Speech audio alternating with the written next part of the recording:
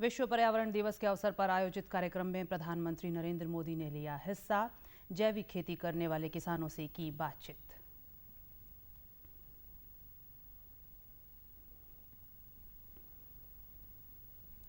मुख्यमंत्री मनोहर लाल ने विश्व पर्यावरण दिवस के अवसर पर करनाल में ऑक्सीवन की शुरुआत की।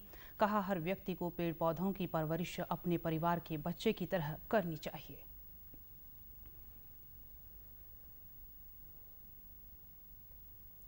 हिसार में प्रादेशिक परिवहन प्राधिकरण द्वारा सड़क सुरक्षा नियमों को तोड़ने वाले चालकों को जुर्माना लगाने के बजाय पौधे वितरित करके मनाया गया विश्व पर्यावरण दिवस।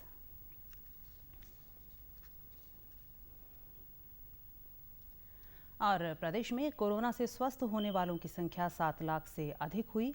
अब तक 59,52,000 से अधिक लोगों का हुआ कोविड टीकाकरण। नमस्कार, मैं रूपा महलावत। अब समाचार विस्तार से।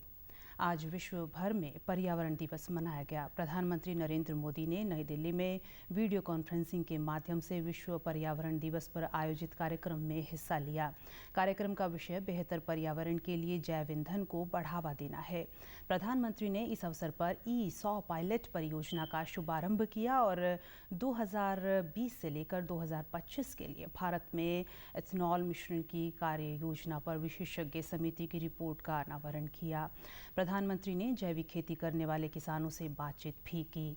इस अवसर पर प्रधानमंत्री ने अपने संबोधन में कहा कि अब एथेनॉल 21वीं सदी की भारत की बड़ी प्राथमिकताओं से जुड़ गया है। एथेनॉल पर फोकस से पर्यावरण के साथ ही एक बेहतर प्रभाव किसानों के जीवन पर भी पड़ रहा है। के भारत की बड़ी प्राथमिकताओं से जुड़ गया है। इथेनॉल पर फोकस से पर्यावरण के साथ ही एक बेहतर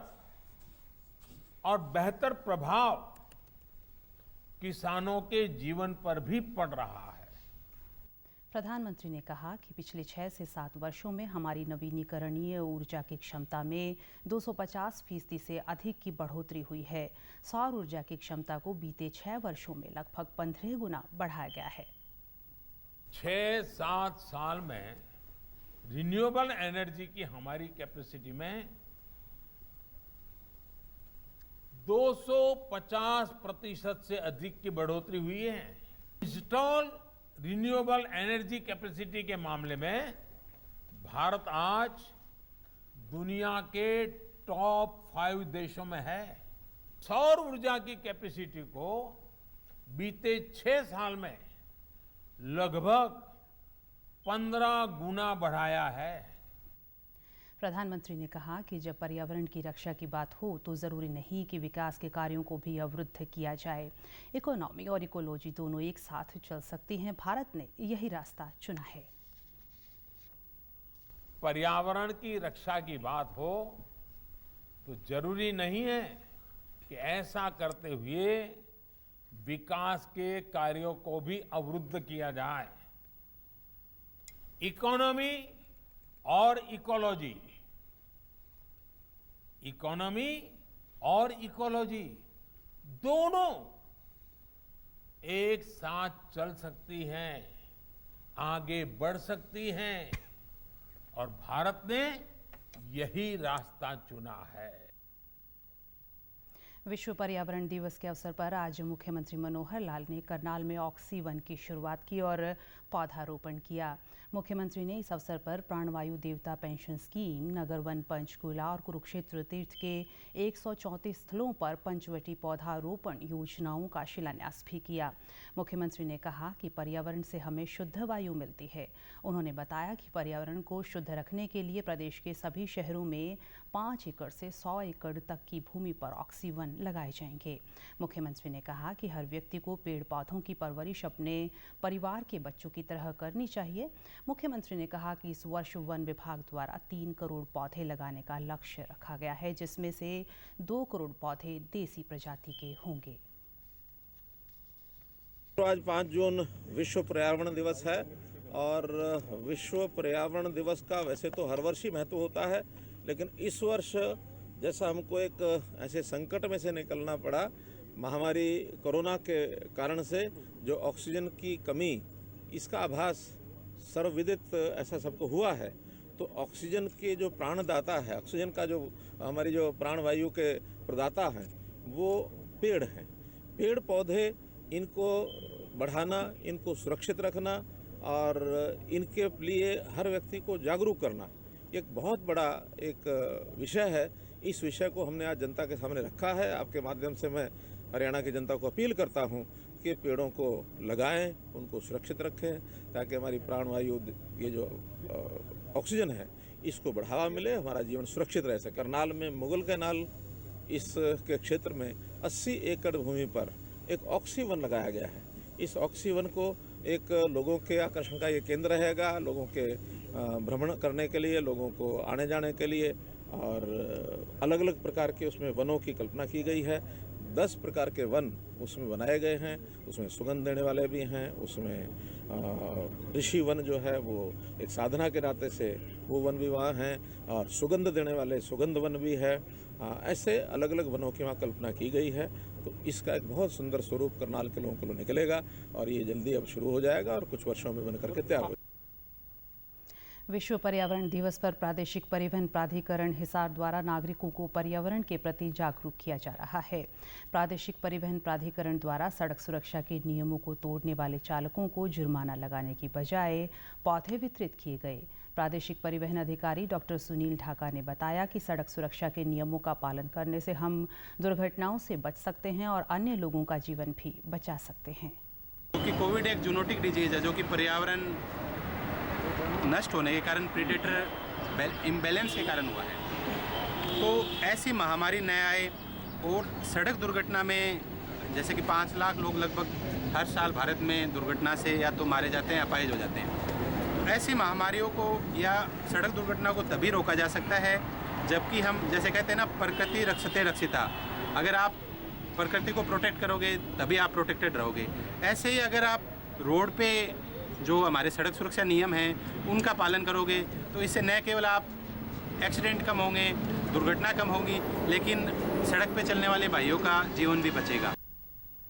परिवहन कर्मचारी कुलदीप ने बताया कि देश में विश्व पर्यावरण दिवस मनाया जा रहा है और प्रत्येक नागरिक का कर्तव्य बनता है कि अपने जीवन में वह एक पौधा जरूर लगाए और उसकी आजीवन रक्षा करे। पौधे हमारे जीवन का मेन हिस्सा है, क्योंकि पौधे से जैसे ऑक्सीजन देता है। अब कोरोना काल में हमने देखा कि ऑक्सीजन की कितनी महत्ता है, इसीलिए पौधा हम की रक्षा करेंगे। जैसे जैसे बढ़ेगा तो हमारा जीवन भी सुरक्षित रहेगा।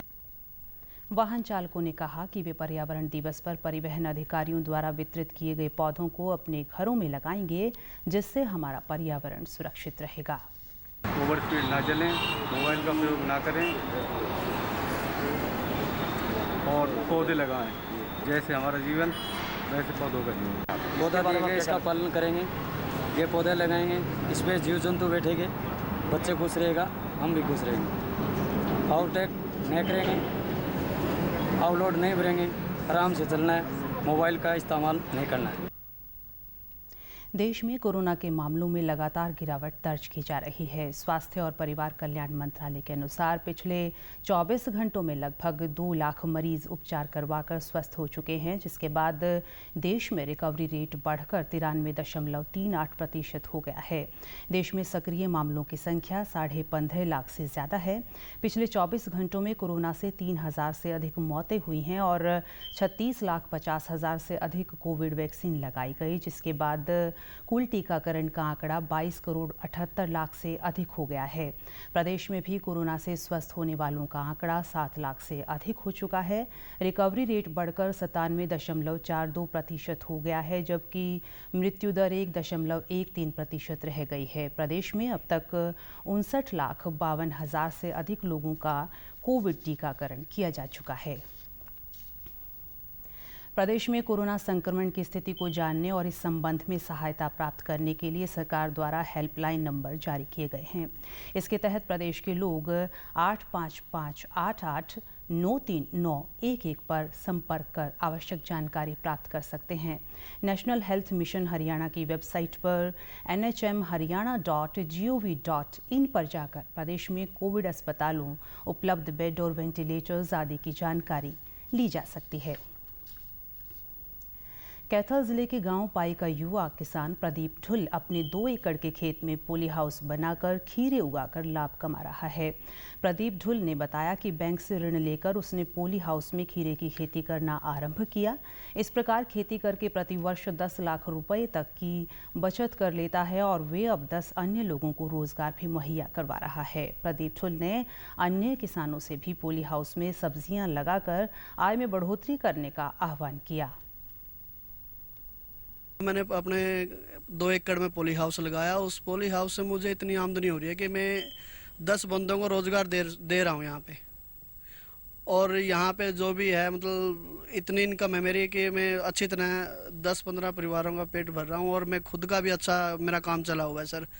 और मैंने यहाँ पे उसके लिए अपने सोलर पैनल, बिजली की कमी के कारण सोलर पैनल भी लगवाया हुआ है। और मैं युवाओं को कहना चाहता हूँ कि नौकरी तरफ ना जाएं, अपना खुद का स्वयं बिजनेस करें, जैसे कि मधुमक्खी, ये पोली हाउस और खुम्बी फार्म वगैरह लगाए हुए हैं, तो बड़ा अच्छा है सर। कैथल जिले के कृषि विभाग के उप कृषि निदेशक डॉक्टर करमचंद ने कहा कि हमारी खेती की भूमि लगातार घटती जा रही है, इसलिए खेती से अच्छी आमदनी लेने के लिए युवा किसानों को पोली हाउस लगाकर सब्जियों की खेती करनी चाहिए। उन्होंने कहा कि कृषि विभाग किसानों को पोली हाउस की खेती करने के लिए प्रशिक्षण और अन्य सुविधाएं भी उपलब्ध करवाता है। देखिए, घटती जोत का जो क्षेत्र लगातार बढ़ता जा रहा है कि बंदे ज़्यादा हैं, किसानों की संख्या ज़्यादा है और क्षेत्र लगातार कम हो रहा है। इसमें यदि हमें पर यूनिट एरिया प्रोडक्शन बढ़ाना है तो हमें संरक्षित खेती की तरफ, यानी प्रोटेक्टेड कल्टीवेशन जो आम किसान पोली हाउसेज में करते हैं, उसकी तरफ हमें जाना पड़ेगा। खासकर बागवानी फसलों के लिए या वेजिटेबल जितनी भी इसमें है, जैसे खीरा, टमाटर, कैप्सिकम इत्यादि। तो इसमें कम एरिया में किसान भाई संतुलित खाद का प्रबंधन करके संतुलित उसको तापमान करवा के और अच्छी कमाई कर सकते हैं। डीडी न्यूज़ हरियाणा पर देश और प्रदेश से जुड़ी खबरों को विस्तार से जानने के लिए आप हमारे साथ फेसबुक, ट्विटर और यूट्यूब के माध्यम से भी जुड़ सकते हैं। हमसे जुड़ने के लिए आप हमारे सोशल मीडिया हैंडल को भी फॉलो कर सकते हैं।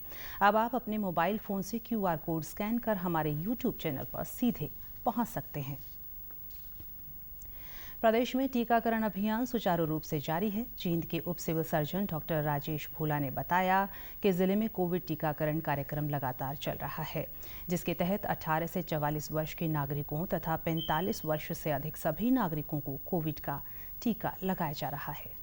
हमारे पास वैक्सीन की पूरी सप्लाई है और हम अपने जो अर्बन एरिया में PPC सेंटर है, अर्बन PHC 1-2 हैं, इनके अलावा फील्ड के अंदर भी आप अपनी वैक्सीनेशन जो है वो भेज रहे हैं और नियर बाई जहाँ भी जिस व्यक्ति को स्लॉट मिलता है वो वहाँ जा कर के अपना वैक्सीनेशन करवा सकता है, ताकि हम जल्द से जल्द जो है इस महामारी से बाहर निकलने में जो है ना वो काबू पाने में सहायक सिद्ध हो। टीकाकरण करवाने के बाद लोगों ने बताया कि कोरोना महामारी से निजात पाने के लिए वैक्सीन लगवाना आवश्यक है। टीकाकरण करवाकर ही हम खुद को और दूसरों को सुरक्षित कर सकते हैं। वैक्सीनेशन बिल्कुल सही है सबके लिए, सबको लगवानी चाहिए। इससे कोई साइड इफ़ेक्ट नहीं होता, बल्कि अपनी सुरक्षा के लिए लगवाई जा रही है ये। तो मैं यही चाहूँगी कि आप सभी वैक्सीनेशन करवाएं। डरने तो कोई बात नहीं जी, वो तो अपनी सेफ्टी के लिए जी। हम सेफ रहेंगे तो बच्चे सेफ रहेंगे, क्योंकि हमको घर से बाहर निकलना पड़ता है काम धंधे के लिए। अगर हम लोग वालेंगे तो बच्चे सेफ रहेंगे। वैक्सीन लगवानी चाहिए, ज़रूर है जी, सेहत के लिए भी अच्छी है और ये precaution is better than cure, सीधी बात है ये। कुछ नहीं, कोई घबराना कुछ है ही नहीं, सही है। हाँ जी, अभी लगाइए। भारत सरकार द्वारा ये कोविड-19 को रोकथाम के लिए बहुत बड़ी अपील चल रही है। वैक्सीन हर आदमी को लगवानी चाहिए जो अवेलेबल हैं। वैक्सीन और भी आने वाले समय में रफ्तार पकड़ेंगी। भारत सरकार के इस प्रयास से कोविड-19 को हम सब मिलकर हरा सकते हैं। और अंत में इस बुलेटिन के मुख्य समाचार एक बार फिर। विश्व पर्यावरण दिवस के अवसर पर आयोजित कार्यक्रम में प्रधानमंत्री नरेंद्र मोदी ने लिया हिस्सा। जैविक खेती करने वाले किसानों से की बातचीत।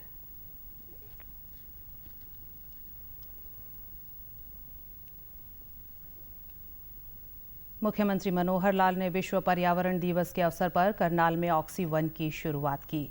कहा, हर व्यक्ति को पेड़ पौधों की परवरिश अपने परिवार के बच्चे की तरह करनी चाहिए।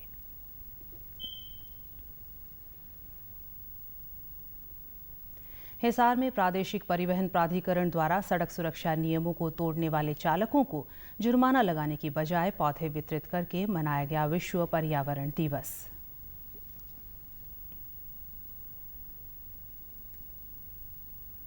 और प्रदेश में कोरोना से स्वस्थ होने वालों की संख्या 7 लाख से अधिक हुई। अब तक 59,52,000 से अधिक लोगों का हुआ कोविड टीकाकरण।